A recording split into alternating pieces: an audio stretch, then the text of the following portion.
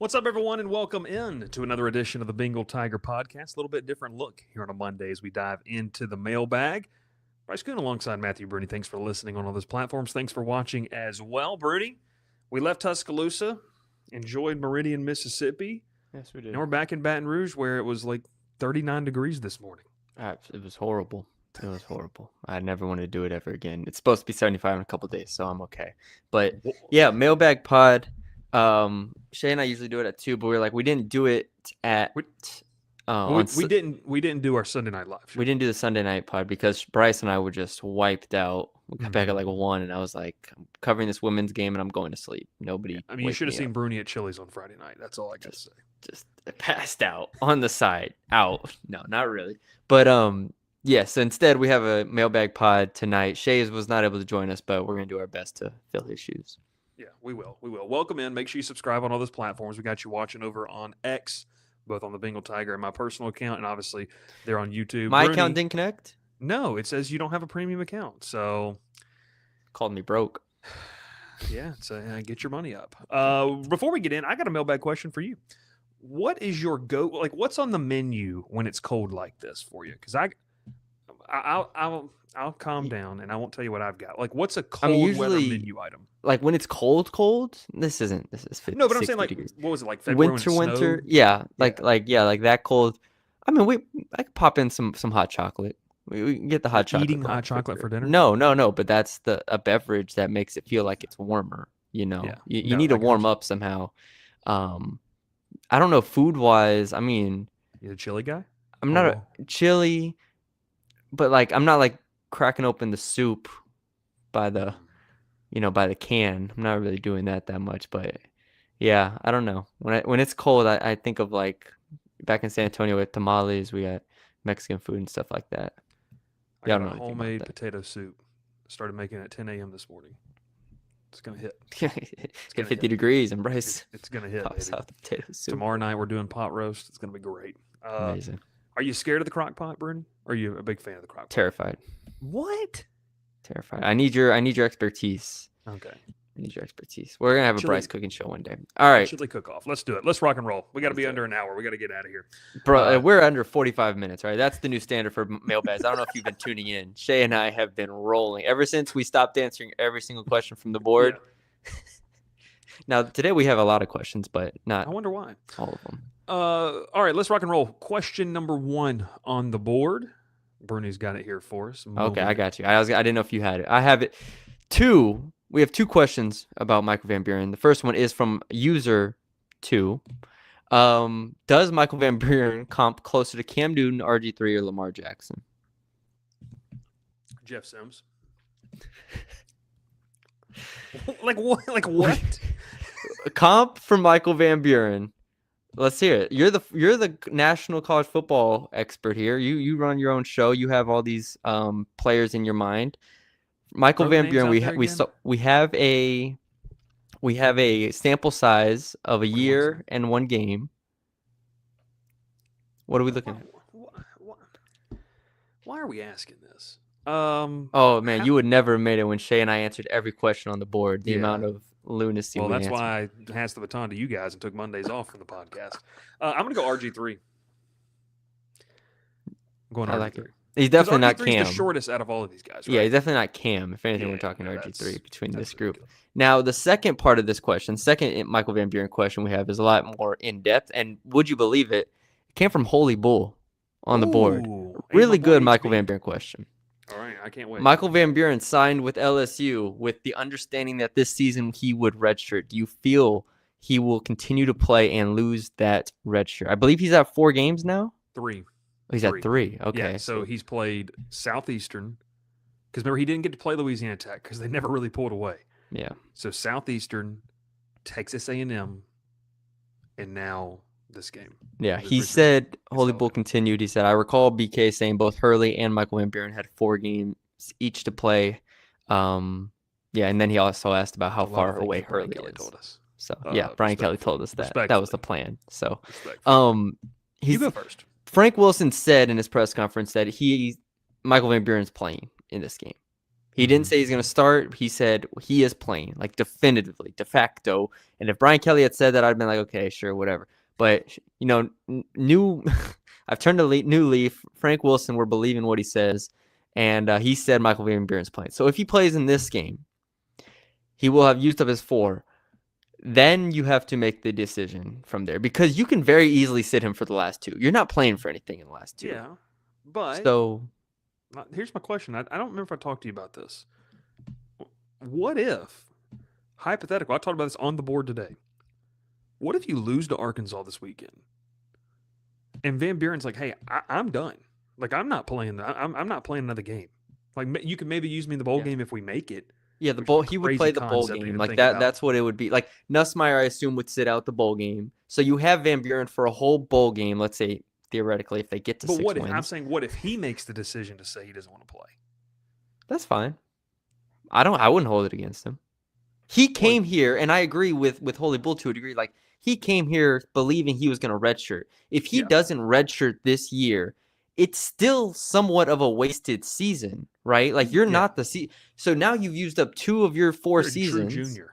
Yeah, you're a true junior going into next year. Where, first of all, like we're not going to get too far into it, but like LSU transfer portal quarterback, like, and then you're entering the portal and you're looking for like you have 2 years left to play. Like if I'm Van Buren here, I'm playing the bowl game 100%, cool. But before that, I'll play Arkansas. It's hard for me personally as Van Buren to burn this red shirt. That's what I'm going to say. You're not playing for anything, and I understand you want to get good tape out there, but you have a whole year of tape at Mississippi State. Like, it's hard for me to say that. Yeah, I agree. I agree with you. I don't think he'll. I think he preserves the red shirt because, and honestly, too, that might be in the best interest of LSU because then it's like you got to see what you have in Colin Hurley. Because you have a quarterback decision to make this offseason, regardless of who the head coach is. And the new head coach has to make a decision on, like, well, we don't even know what these guys have. So when you sit down with them on January the 1st or whatever, are you telling them to leave? Are you saying, hey, I kind of like this. We can work with this? You don't know. You don't have any game tape on him. And again, it would be totally different if Van Buren had redshirted his first year and was in this year and was like, all right, I don't care. I can just play whatever. But I hadn't even thought about this before this podcast, which is why I'm staying on it for a point. But, like, yeah, if you're Van Buren, play against Arkansas after that, especially if you lose the game, good Lord. But you go into the last 2 games saying, all right, look, just let Nuss play, let him do his thing. I'll play the bowl game. And then, I mean, that's fair, I think. Yep. I'm with you. All right. I'm with you. Oh, any thoughts on Hurley? He asked about Hurley, just how far you think he is away. Well, reportedly, Hurley didn't travel to Tuscaloosa, which is interesting because Picarella did. Because remember, I took a picture. That's true. Yeah, you did. Interesting. That is interesting. I don't know. Interesting development there. All right. Thanks for the questions on Michael Van. Moving on to Nussmeier. Jiminy Cricket 7 asked, Nussmeier is catching a lot of heat for the lack of success this season, but all reports from fall camp were that for the most part, he looked accurate and in command of the offense. Simply put, he looked good. Is Garrett playing about the level y'all saw in camp, or is this regression from what was seen in the preseason? Can I go first? Sure, go ahead. So, yes, prior to the injury, he looked good. Like when the offense was able to do things, he was finding receivers. The sporadic elite throws that we've seen out of Nussmeier this year, we saw with some type of consistency in fall camp. The offensive line was getting beat in fall camp. We all talked about that in the scorching 93-degree heat.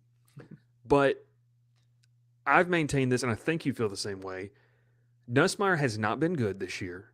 And the external factors have trickled into being a mental problem for him. He does not trust his offensive line. He's not going to come out and say that because he's the quarterback, and you don't come out and say those things unless you're Carson Beck in Miami. You just don't say those things. He doesn't trust his quarterback. I would also say, too, like, he's just gun shy. Like, everything is mental for him now. So, you can't let that happen. It's not an excuse. I don't think he's been good. I think this offensive line has made him look worse, and it's why, some detractors have said he's not even going to get drafted. Well, no, he'll get drafted. But it's one of those things where this has just been a nightmarish situation for him, in my opinion. Like, just a nightmarish situation.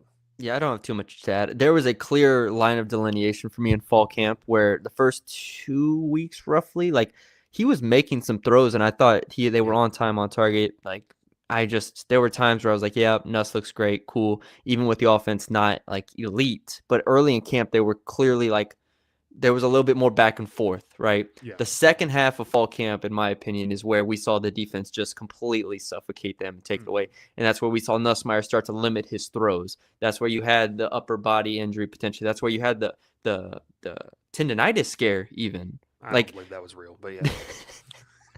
like I'm just saying, you had things start to happen to him, and then he loses a little confidence, and then he gets in the games, and I think he realized really quickly this offensive line was not going to be able to protect him, and he can't move.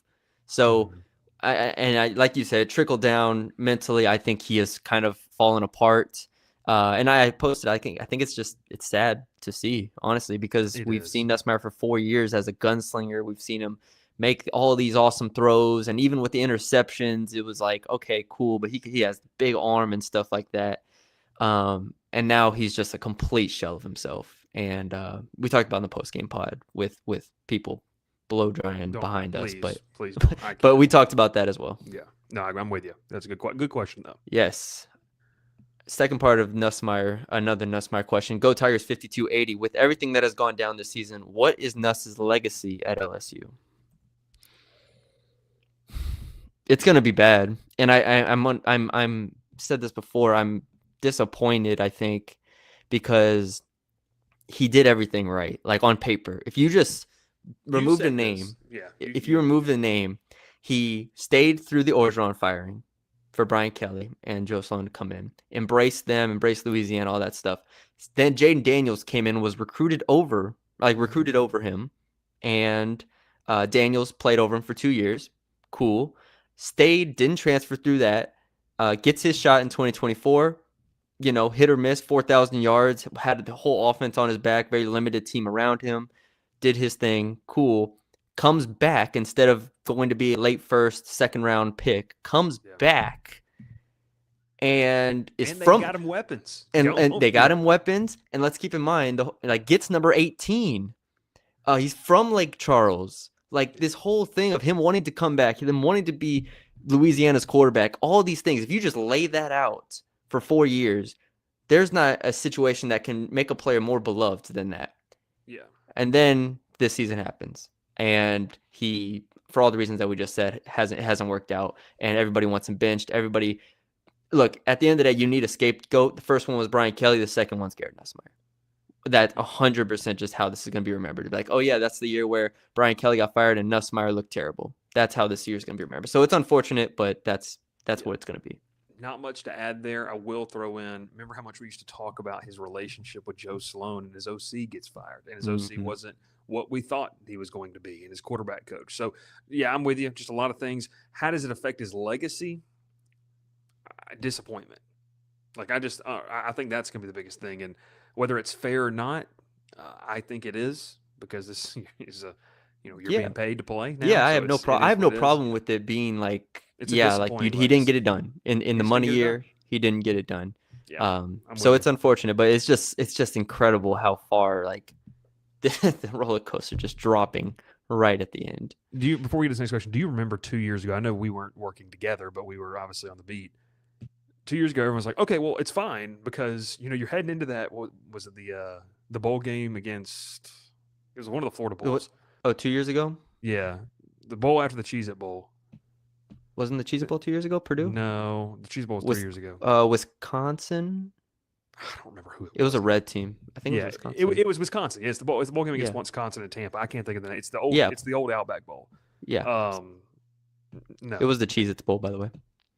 2 years? They played the Cheez-It Bowl 2 straight years? Oh, no, you're right. Oh, 2024 Bowl. I should have looked 2024 up. 2024 Bowl, yeah. I'm technically. Sorry. 2024. It says ReliaQuest Bowl for 2025. Okay, here we go. 35-31 Wisconsin, LSU. LSU wins that game. Okay. The name of the bowl is the ReliaQuest Bowl. ReliaQuest. Yeah, it's the old Outback Bowl, I think. Yeah. And that's what it was. Bottom line, everyone's like, hey, you know what? The best thing is Garrett Nussmeier. He's going to be your quarterback. And we saw him in that game. And to think 2 years later we're thinking disappointing, it's crazy. It really, and I do feel bad. Like I don't know if we have any more questions on him. I do genuinely feel bad for the kid because I think he wanted to do well. It just hasn't happened. Yeah, it is unfortunate and for all parties. Next question here. Thomas W. Do you think Kaden Durham's issue are more on him, the scheme, or the offensive line? Would you assume him when Barry has been able? Whoa! That sentence doesn't make sense. Would you assume? Here, I'm gonna read it just like it's typed out, right? So that way nobody can say I can't read. You would assume him when Barry has been able to produce, or is he not healthy? Look, I would assume him. That's all I got. Do you but think here, that in short, Kaden Durham's issues. What do you think they're on? I think he's not healthy. I don't think he's healthy because this kid. I mean, remember when we talked about his recruiting profile, like the track star, and he's obviously not on the level, like speed wise, of like some of the guys LSU has, but the guy has breakaway speed. I don't have too much on this, on the fact that your offensive line's not good.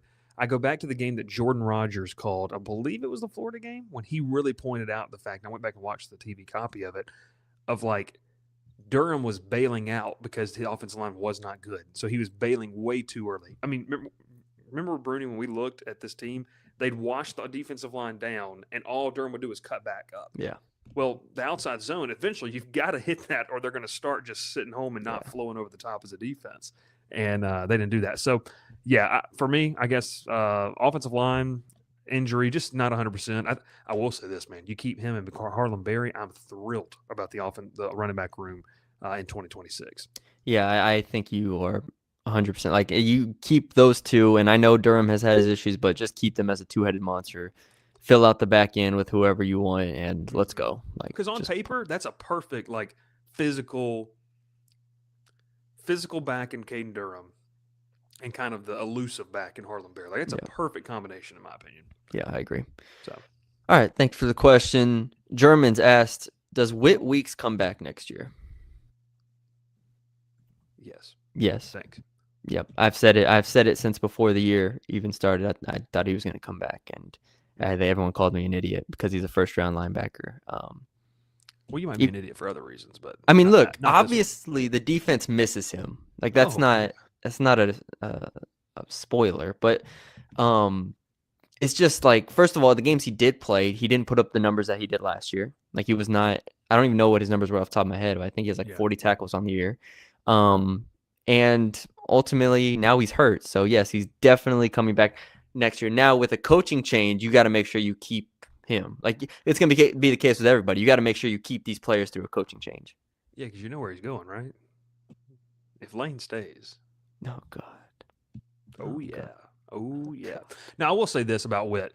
I think it was always premature to say that he was a first-round linebacker. He is a heat-seeking missile. He is physical. He doesn't, in my opinion, there's things he needs to be better at. If he left right now, Bruni, he would play on a special teams unit tomorrow. You know who I have likened him? You know my pro comp is for him, and I don't dabble too much into the NFL. No, but LSU fans will appreciate this one. He's now with the Falcons, but he used to play for the Saints. Caden Ellis.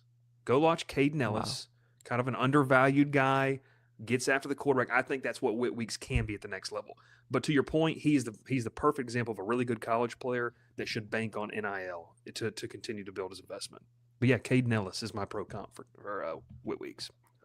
How do I block Blake on here? Thanks for the view. That's what I say when people try to troll. No, I'm just kidding. Shout out AYS Sports. Go check him out. Unless he's streaming right now. Then don't. That'd be crazy if he's streaming and replying. Streaming. There are some LSU media members that do that. So. All right. Thanks for the question. How many of these we got, by the way? We're moving so much faster, dude. We only have 4 left. So. Oh, okay. I didn't have a time. I didn't have a range. Oh, sorry. I didn't prepare you. Yeah, my fault. Yeah, we're moving. If this was Shea and I, man, we'd be on the Nussmeier still. We'd be going. Nola Gumbo 41. Do y'all think Ori Williams, starts in place of Weston Davis the last 3 games? I pray to God he does. I'm sorry. I'm just going to say it. I'm not even trying to laugh or make fun of the situation. Frank Wilson was very nice today when he said that they have offensive linemen that are not ready. Like that's the nicest way you could have possibly put that. Mhm. And two, like this is audition season. Whether it's you're going to be in Baton Rouge next year or somewhere else. If I'm Ori Williams, I hope I'm starting because now you've got an opportunity for 4 games, 3.5 games now to put some film out there, whether you're at LSU or not next year. I hope so too. And even go back and watch them. He did some nice things. Like he's got good length on the outside. We'll see what happens, but yeah, I mean, Bruni, I don't bar know is how so you put low. Davis back out there, dude. Yes. I don't know. Like The I just don't. the bar is in hell. Just literally. And I don't want anyone to portray us as like those media members that think like, oh, we could do that. No, not a chance, buddy. Not a chance. Go check out the highlight tape, the best of 59 on Huddle. It's not happening. But this is an issue. Ori Williams needs to be starting. Yes. Yeah, Ori Williams needs to start. Like I'm cool with it at this point, dude.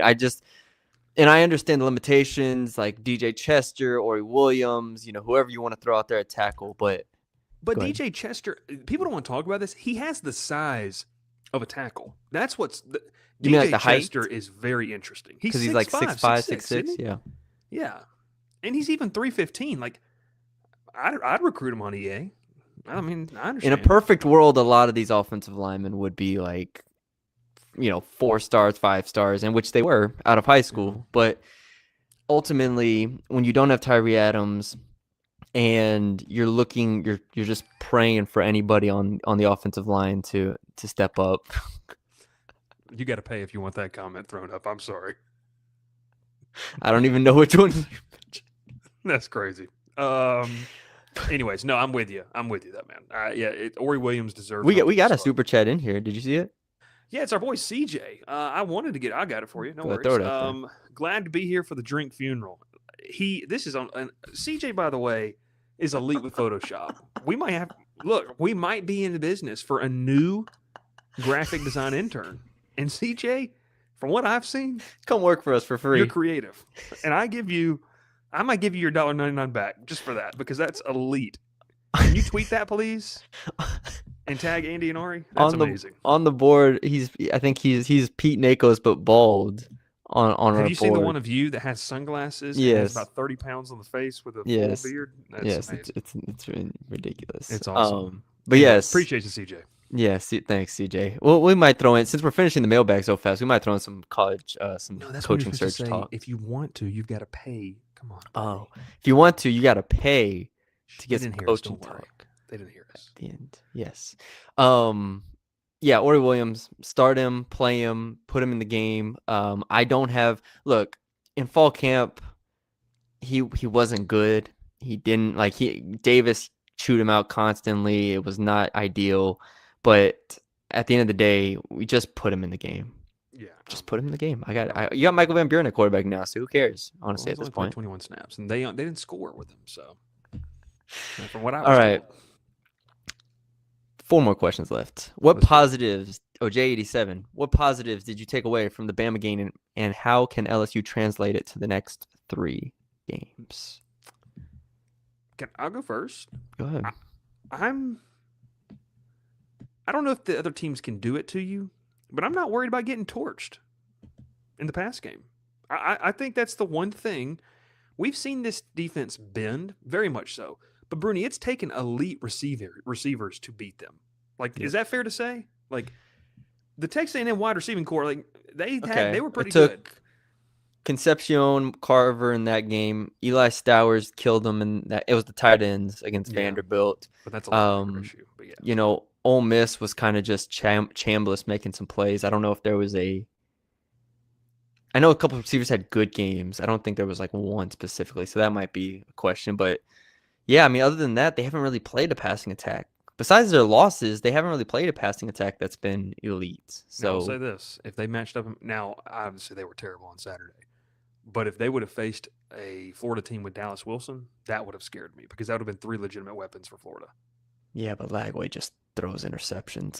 He'll be at LSU next year. So they're nothing. I mean, the interceptions for Lagway are insane. But yeah, I do think the secondary, which has been the strength of this team the entire season, to hold Ty Simpson to the game that that he had to hold Ryan Williams down for a large part of the game. Like they got beat over the top a few times. Simpsons missed 2 of them that could have been big plays, but ultimately you didn't give up on the perimeter what I was concerned they were going to give up going into it. And so you live with it, you move forward. They need Whit Weeks back. If he wants to play, come on back. I know Frank Wilson said he was excited to get on the field before the game, but you actually need him to play if you're going to beat Arkansas convincingly. The guy that I talked about in last week's preview, we only get to see him for 3 more games. I feel like he could play a bowl game. It's Bernard Good, man. Like, if you're going to win on Saturday. And he was good. He was good, but if you're going to win this Saturday against Taylor Green, he has to. Bruni, the first drive, he wrecked.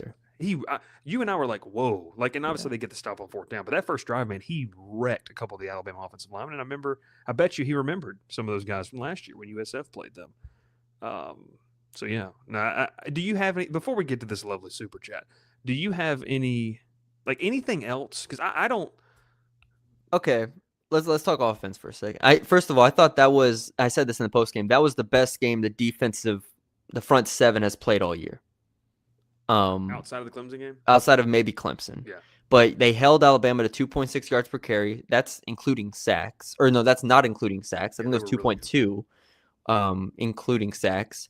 And so the front 7, I thought, got it done. You had Perkins, arguably best game of the season, if not at least the best play of the season, him getting that strip sack. And when you pair that with now again, the linebackers in coverage are a question mark as they have been since kind of the past few weeks. I'm not saying it was perfect, but in terms of stopping the run and then also at times being able to, I don't want to say they affected Ty Simpson, but they were at least able to make him uncomfortable enough and not give him a ton of time there in the back end. So, that's probably the positive. I don't really have anything offensively to say that's too positive. Harlan Berry keeps getting like 6 yards of carry, but they don't give him the ball enough. Is Harlan Berry's vision is, good God, it's really, really good. And 2, for a smaller guy, like, he keeps moving his legs. Like, there's multiple highlights where he's just continuing to drive the pile or move through a tackler. And I think the worry for him coming in is, he's too small, he's going to get destroyed out there. I thought physically he looks the part. CJ, I cover the NFL for a living. I want to believe that, but mess with graphic design on the side for the last few years. This is one of my personal faves. I'm not even going to give the name, but we appreciate you there. So there's that. Thank you, CJ. Thank you. Offensively, that's about it for me. Give Harlan Berry 15 plus touches. Just do minimum. I know you're losing the game. I know you're scared to death that you're like, if we don't throw the ball every time, we're going to lose the game even worse or something. Dude, just give the ball to Harlan Berry and chip away. That's what this team doesn't do. And it's annoyed me all season whenever Brian Kelly was asked about it, now Frank Wilson, when they're asked about why they don't run the ball more. And it's like, the game script, it's just that time, especially when in games they lose, right? It's like, we got down and we couldn't run the ball anymore. Yeah. I'm like, who's in your ear saying you can't do that? Like what? You're not playing on PS5 here. Like, you don't have the play fatigue, where you can't run the same play 3 times in a row. You're not playing 3-minute quarters, dude. It's like, I don't remember what game it was where they went down it was a single possession game until late in the 3rd quarter, maybe even 4th quarter. It was one of the 2 losses. Vandy might have been. It was Vandy. Well, A&M too. In the first half, I know it got away in the second half, but in the first half, it wasn't enough. But regardless, that's all I got to say on that. CJ, do that, please. DM me your real name on the board. I want to know. It's follow us on Instagram. It's Adam Schefter watching this. All right. Speaking of CJ, he's got a question in the mailbag. Oh, boy. So, no, it's a coaching question. I think we're done with all of our actual LSU analysis type questions. Let's talk a little bit about the coaching search here. Seeing Nuss regress this season, the lack of the development with the offensive line, and the backs not performing how we thought, does it make it more important to bring in an offensive-minded head coach like Lane or Heupel that can alleviate some of the roster's potential shortcomings with their scheme? I wrote about this today in a pros and cons of Alex Golish, and it doesn't have to be him. But I think having a head coach dedicated to one side of the football nowadays can really, really help you. Really, really help you. And I think for a team in LSU, I mean, Bruni, I don't want to be naive here, but a team in LSU where you can walk in the building and skill position player wise, you can throw a dart somewhere in this state and you can utilize that talent. That's why I think we're all, joking on the board about, hey, don't overthink it. Like, just go get Lane Kiffin. That's why you've been kind of maybe really high on Josh Heupel.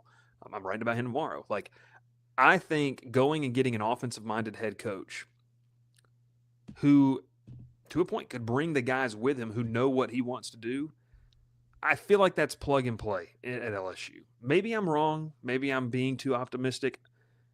I'm not saying I hate a defensive-minded coach. I don't want a CEO again. I think that's pretty much what we've talked about. But I'm for that. So I do think it is important to have a guy who is specialized on one side of the football. And that's a big reason why I think Lane Kiffin would hit it off so well, because I think regardless of what you can get in the portal and the timing of everything, I think you're going to be competitive next year. So that's Throwing Kenny Dillingham as well.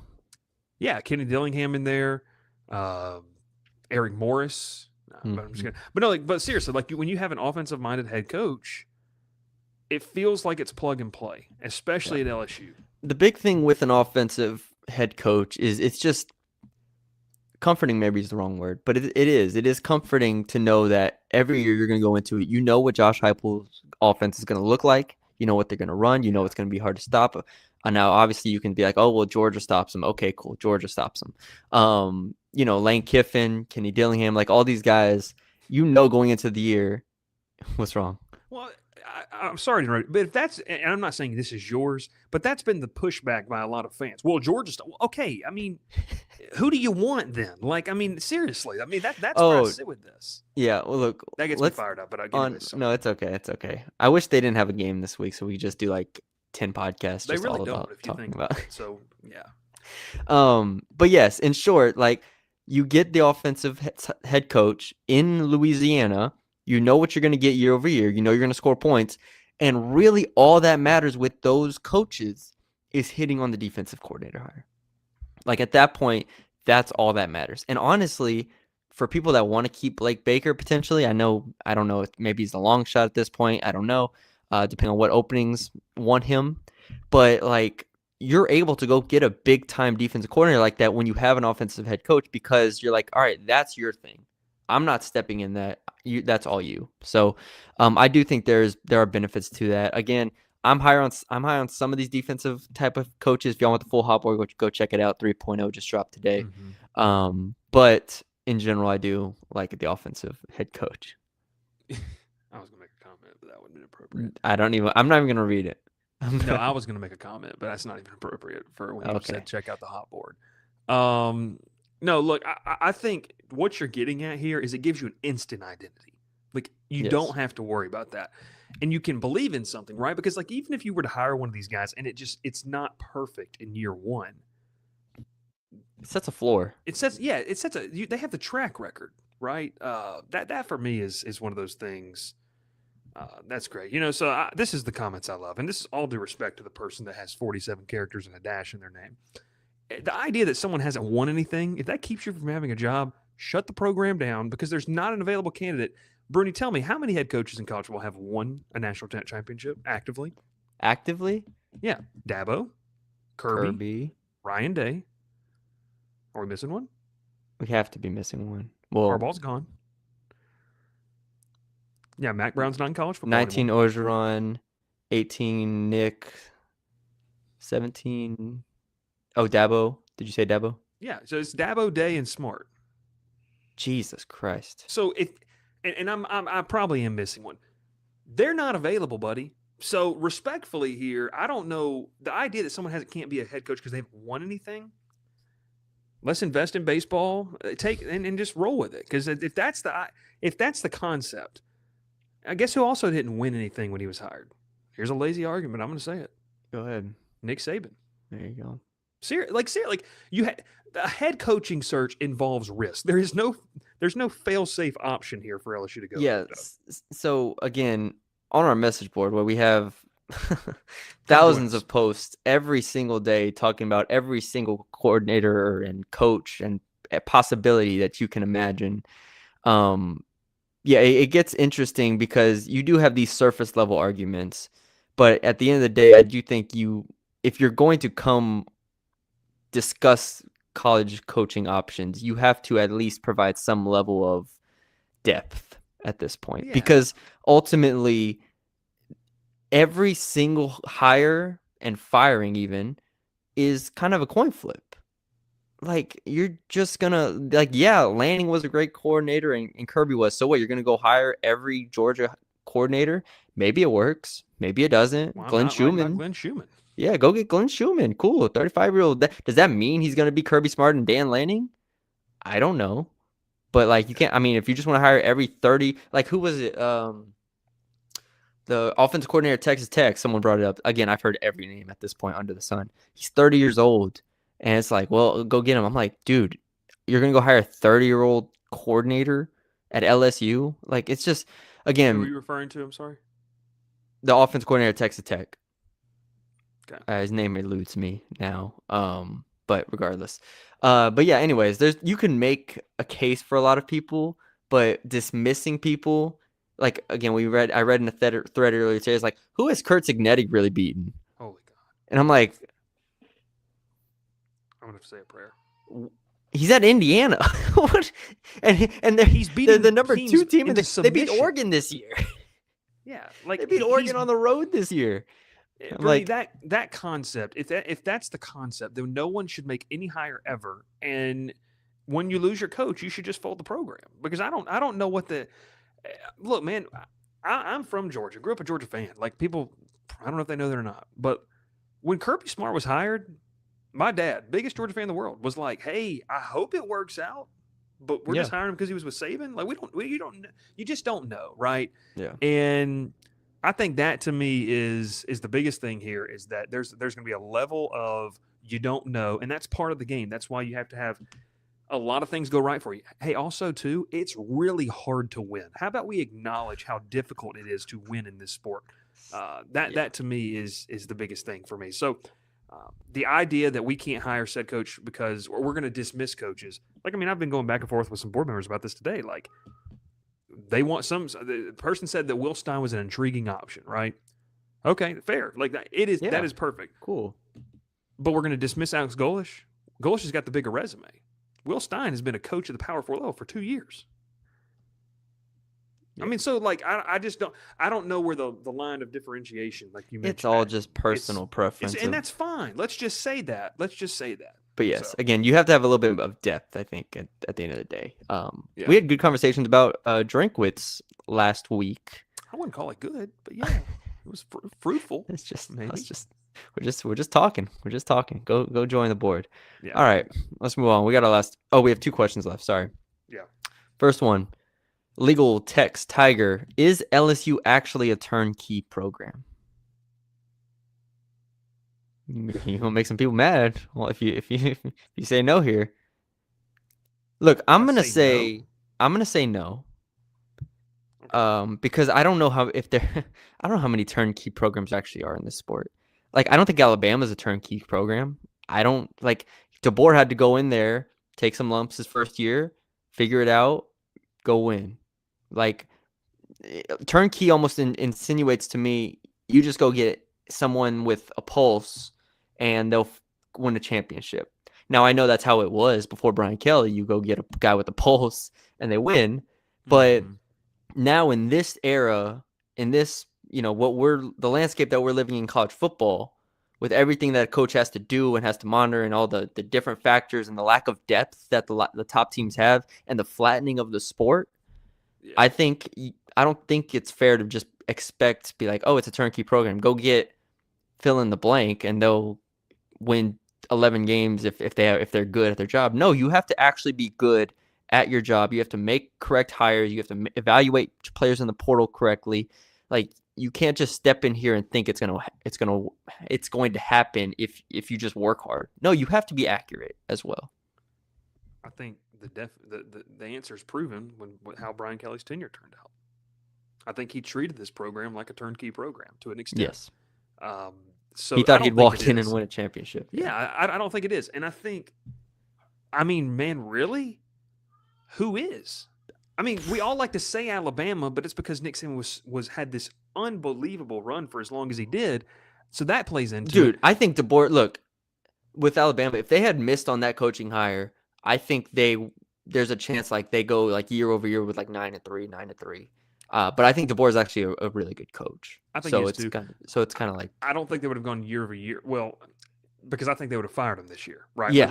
Like he would have been gone if they missed the playoff 2 straight years. He's done because that's the expectation there. So it's what is your expectation? What's reality, right? Like I think LSU fans want to be known as a turnkey program, but you're really not. I don't think, and I don't think it's a knock against you. I think it's really just because I mean, think of ready to go programs. Like people want to think. Ohio State's the only one that comes to mind that I think that I think you can go get somebody. And I know like that's the whole Ryan Day argument is like, oh, he started on third base type thing. But like literally, I think any coach that gets that job is starting on third base.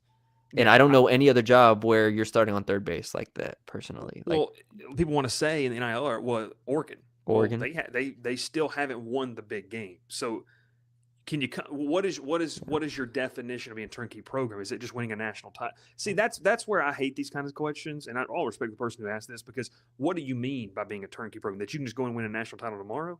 Well, I think there's only 2 to 3 teams. If this was, they can do that. If this was a turnkey program, I think Brian Kelly actually would have.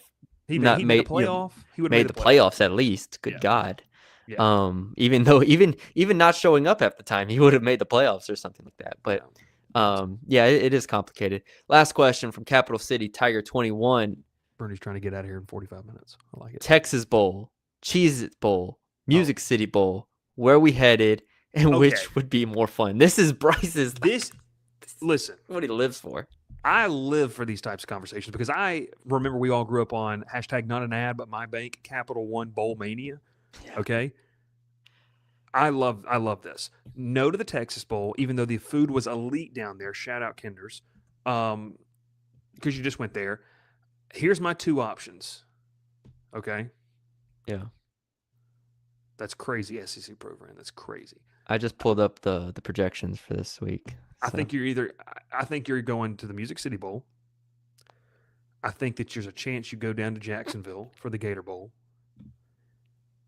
What I hope, personal preference. Oh, and Duke's Mayo Bowl. Those are my 3. What I hope you do is I hope that if you go 6-6, you're going to find yourself in the Birmingham Bowl, and I can make the 3-hour drive just right over to go to the game and come back home. That's what I hope. Dude, you know where Brett McMurphy has him projected right now? Where's that? The Liberty Bowl. Yeah, see, that's the one that's going to absolutely just be terrible if they have to play that game. Because for those who don't know, it's in Memphis. What's the matchup? TCU. God, they play in that bowl game every year. The Kamorian Pimpton revenge game's coming. He doesn't even play. Yeah, I don't know, man. I think it's what bowl game would you like them to say? I mean, you have to keep him in bowl ties. Like, I'd like to see Frank Wilson eat a Pop-Tart. I think that'd be awesome. I think Frank Wilson, I've said this multiple times. I haven't said it on the show yet. You know how ironic it would be for LSU head coach to win the Duke's Mayo Bowl and have to pour Duke's mayonnaise on himself as the whole state revolts as they eat their blue plate. That is what I want to see.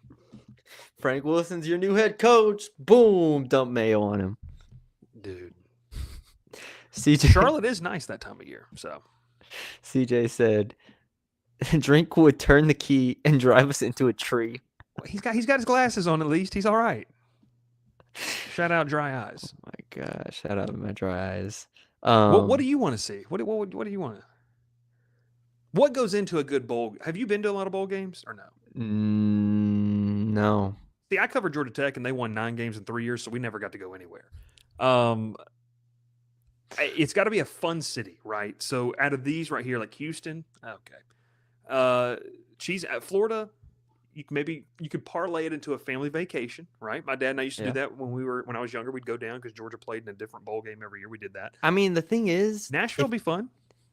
Sorry to go back to like the realistic options here, but they're going to end like 7-5, maybe, and like you're not getting in the ReliaQuest Bowl with that. You're not getting in the Citrus Bowl with that. The Gator Bowl you could get in.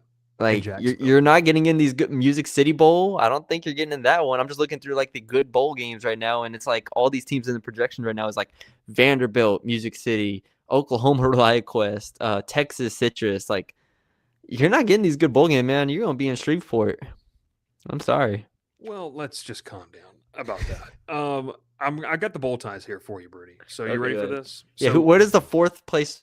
No, the fifth place SEC team that's not in the playoff finish. that's not what. So it depends because, good God, they could go play in the Las Vegas Bowl. So you have the Liberty Bowl, Las Vegas, ReliaQuest, Hey, well, you know who's going to be Texas there if Bowl, you play in the Las Vegas Bowl? USC. No, you know who in the media is going to be there in the Las Vegas Bowl? I plead the fifth on that. I think it's best we don't get into that. That's crazy. You brought that up. Gator Bowl, Music City Bowl. The SEC has affiliations to fill if needed. So this year, Bruni, there's going to be if they have an abundance of bowl eligible teams, and LSU is near the bottom, you have the Union Home Mortgage Gasparilla Bowl.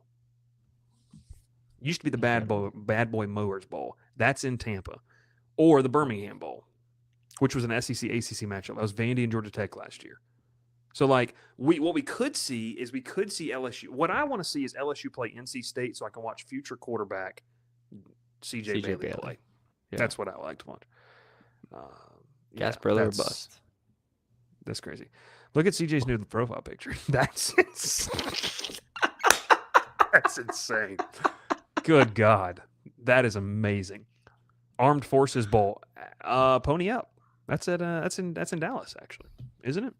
I think it's at SMU. Armed Forces Bowl, yeah. Is that in Frisco?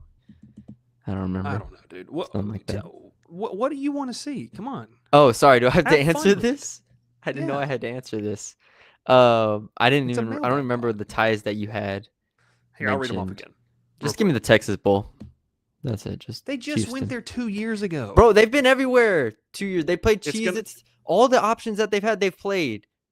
Cheez-Its, Houston, Texas, and what was the other one that they played in? ReliaQuest. They're not playing on ReliaQuest, but can you hear me? Yeah, I can hear you. What'd you say?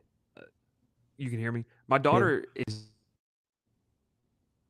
can't hear you anymore because she's. Oh, wow! All right, we're in the pod. Actually, it's cutting out now. All right, we're in the pod anyways. We're in the pod anyways. Yeah, Bryce's daughter has taken over the audio on this podcast. He can't speak. I don't know if he can hear me, but there it is. Bryce is gone. Wow. What? I wish the camera flipped to her. It's just her holding the iPad. All right, that's all we got for y'all today. Hope y'all enjoyed it. CJ, just can you hear me? Yeah, you're back. CJ just donated another $5. We're just gonna.